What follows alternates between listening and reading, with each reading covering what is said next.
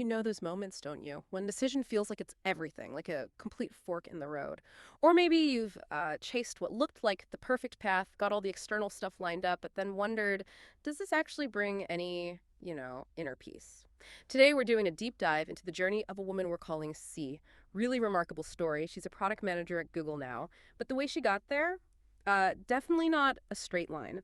We'll trace her story from this really bold gamble she made back in high school in Nanjing all the way through elite universities, the corporate world. Our source here is a pretty revealing interview where C reflects on these key moments. And our mission today, it's not just to tell her story, it's more about digging out those nuggets of wisdom from her experience, insights into how we navigate big life choices, how our ideals kind of shift over time, and yeah, how to find that peace when there's so much pressure from the outside. So let's jump in. Yeah, what's really compelling about C's narrative, I think, is how it just blows up that idea of a single linear path to quote-unquote success. Her life really shows that growth often comes from these, courageous turns off the main road. Unexpected discoveries. It's almost a masterclass in adapting your game plan without losing sight of, your core values. That's a really great way to put it. A masterclass in adapting. And it all kicks off with this incredibly high-stakes decision she made way back in high school. So picture this. It's 2008. She's a science student in Nanjing, and she's been really involved in Model UN since junior year. You know, the UN simulation where students debate global issues. She already has the strong drive to see the world. Right, but that created a conflict. Exactly. Her frequent absences, traveling to Hong Kong for SAT tests, going to Model UN events, it put her on a collision course with her teachers. They basically gave her this stark ultimatum: commit 100% to the Gaokao. Which is China's huge life-defining college entrance exam. Super intense. Totally. Commit to that or completely abandon it and focus only on applying to U.S. universities. It was an either-or. Wow. And choosing to skip the Gaokao, we can't overstate how massive that is. As C herself said later, it was quite risky, especially with no guarantee of getting into a U.S. school, right? No safety net. None at all. Most people probably would have said, just do the Gaokao first, then worry about the U.S. later. Maybe take a gap year or something. But she didn't. She chose to fight for it, as she put it, to go all in on the U.S. applications. And what's really interesting here is her parents' reaction. They offered support, encouragement, but they didn't tell her what to do. They basically said, follow your own inner thoughts. What does that kind of parental approach do for someone psychologically? Well, it likely fostered a really strong sense of self-efficacy. The belief that she could actually shape her own future, an internal locus of control. But you also have to wonder, did that complete autonomy also create its own kind of pressure? Like, I have to make this work now because I chose this unusual path. That's a really insightful point. The flip side of freedom. So she takes this massive leap, skips the Gaokao, and it pays off. She manages to secure a full scholarship to a U.S. liberal arts college through some special partnership program. Amazing result, really, against the odds. And then she makes another interesting choice. Despite being a science student, she picks this liberal arts college over, say, a big university known for science. That's not the typical route, is it? No, definitely not. Especially for a science student from China aiming for the U.S. back then, most would probably gravitate towards the big research universities, maybe engineering programs. So why liberal arts? She said she wanted the smaller classes, a better teacher-student ratio. She wanted real cultural immersion. And crucially, she wanted something designed to, in her words, force me out of my comfort zone. It speaks to that adventurous spirit again. Okay, so this desire to be pushed out of her comfort zone. It leads to something unexpected. The liberal arts curriculum, you know how they often have requirements. Science, social science, humanities. You have to take courses in each. Right, a broad foundation. Well, C was really, really reluctant to take art history for her humanities requirement. She apparently said something like, I really don't want to learn this. I feel so tired. Just resistant. Huh. I think many students can relate to that feeling about required courses outside their main interest. Totally. But her advisor basically insisted, pushed her, C said, told her, you must go or you won't graduate. Sometimes you need that external push. And guess what happened? Let me guess. She loved it. She had a huge aha moment. She said art history truly opened a brand new world for her. Wow. Okay, tell me more. She realized that art history is human history. It gave her this whole new lens on understanding human society, culture, everything. That's fantastic. It transformed a requirement into a revelation. Exactly. It really shows how sometimes the things we fight against end up being the most formative experiences. Yeah. We've all probably had moments like that, right? Where something you dreaded turned out to be amazing. Absolutely. And it stuck with her, didn't it? Even though she majored elsewhere. Yeah, she ended up majoring in economics and environmental science, but she says she still loves visiting museums and appreciating art today.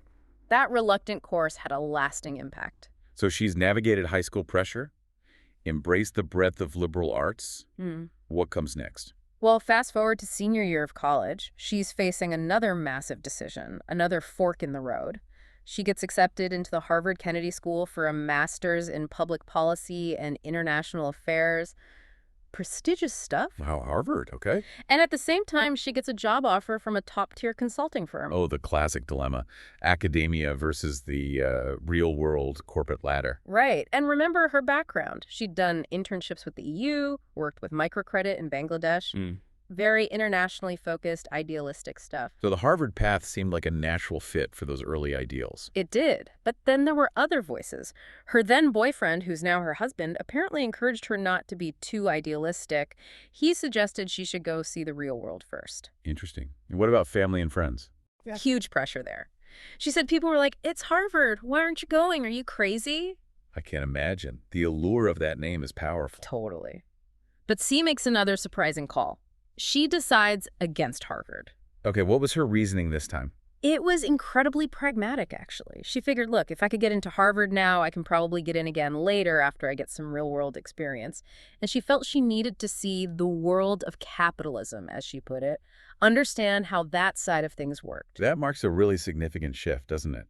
The emergence of a more, maybe pragmatic idealist. I think so. And her time in consulting really solidified that shift. How so? She said she realized pretty quickly that pure idealism doesn't work, that just having slogans like "we want to save the world" isn't enough if you don't understand the practical mechanics of how things get done. Yeah, ideals need legs.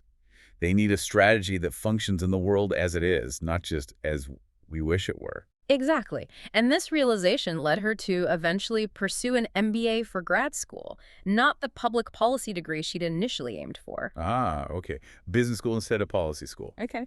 Makes sense, given that realization. And this leads to what I think is one of her most profound insights from the interview. She basically concluded, if you want to save the world, you have to follow the rules of this era. And in this world, money talks. Oof. That's pretty blunt. It is, but she elaborates. She says, you need to give everyone in this world the right incentive to do the right thing. And in her view, money is often the biggest, most universal incentive. It's a perspective that can make pure idealists uncomfortable, maybe, but it acknowledges the reality of the systems we operate in. You have to understand the motivations, the incentives, if you actually want to influence outcomes on a large scale. Right. It's not about abandoning your values, maybe, but about being smarter, more strategic in how you pursue them. Like making your idealism street smart, you could say. Yeah, I like that. So it really makes you think, doesn't it? Are we sometimes so focused on what of our goals that we forget to really analyze the how within the existing world? It's a critical question. Seed didn't give up on wanting to make an impact. She just found a different angle. Exactly.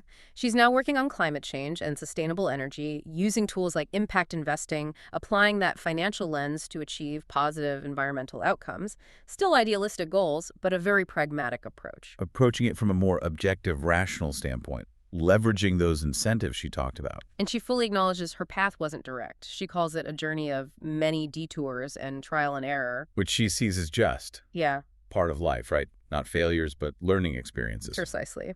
Okay, so C has navigated these big external choices, adapted her idealism, found pragmatic ways to work towards her goals.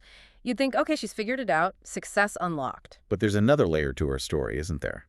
There is. Even while achieving all this external success, you know, the resume that looks shining to everyone else with the top companies, the degrees, internally, she was struggling. What kind of struggle? She describes experiencing frequent anxiety, this persistent feeling of being not good enough.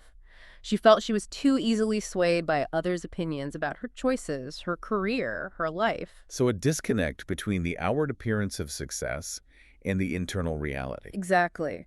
She said she lacked a stable self-cognition, a firm sense of her own self-worth and identity. independent of external validation. That's a really crucial piece. You can climb the ladder, tick all the boxes, but if that internal foundation isn't solid, It all feels precarious, and this realization, this focus on the inner self, became her ultimate takeaway. the hard-won wisdom, as she called it.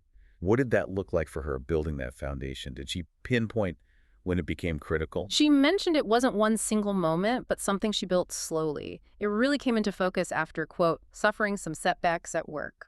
Right, those moments of adversity often force introspection, don't they? They do. It wasn't when things were going perfectly, but when she faced challenges and pressure that she realized the need for this inner strength.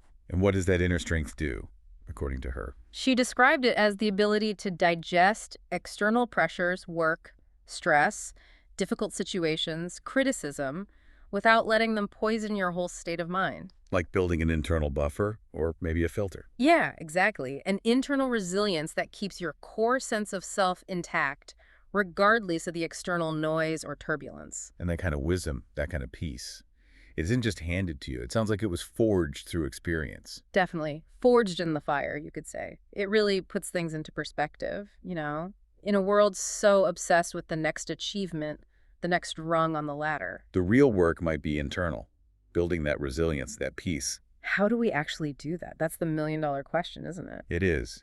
And C's journey doesn't give easy answers, but it highlights the profound importance of asking the question. So wrapping this up, C's story is just fascinating. It's such a powerful example of embracing bold choices, even the really risky ones. And adapting. That shift from pure idealism to pragmatic action is key. Learning how the world works to actually change it. Right, but maybe the most important lesson is internal. That realization about needing a strong and stable inner foundation. Absolutely.